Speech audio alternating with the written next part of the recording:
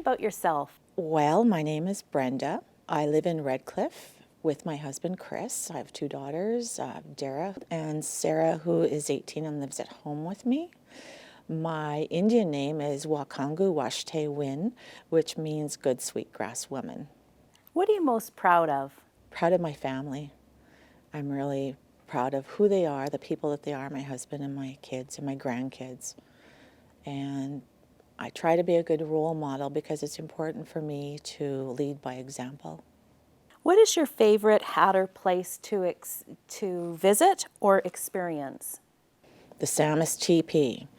We, at the Meowson Friendship Center, got together with Tourism, Medicine Hat, and put on teepee tours. And we started at the Friendship Center. We went to the teepee and explained about the teepee and the archaeology site behind it. And then we went to Saratoga Park. And that for me was a learning lesson because I didn't know much about Saratoga Park. So I think Medicine Hat should be very proud of their Indigenous history. What is the question you get asked most often? Where are you from? So for me, I'm from Medicine Hat. I'm from Shaunavon. I'm from Drumheller. I'm from Hull Beach, Nunavut. I'm from Gull Lake, Saskatchewan.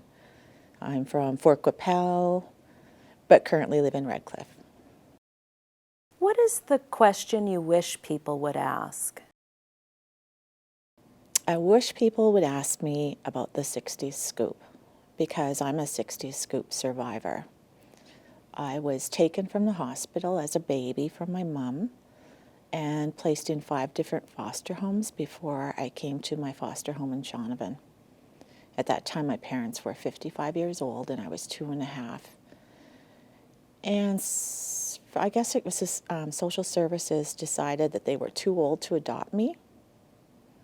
And what happened is that they had a daughter who had been married the year before, and she had to co-sign so that they could keep me because they felt like perhaps they might pass away and who's going to take care of me.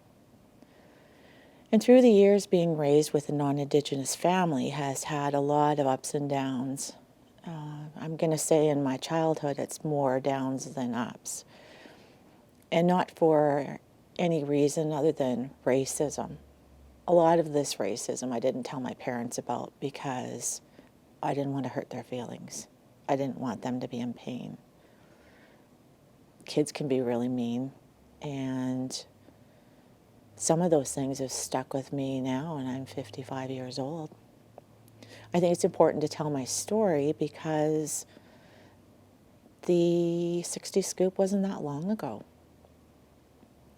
So basically, not knowing my culture, when I did find my culture, my family, my heritage, I realized I came from a large family of 13 children. And out of those 13 children, there's only 6 of us left. But through it all, what it's taught me is I've learned more about who these people are. It's really kind of sad to know that when somebody passes away, that's when you learn.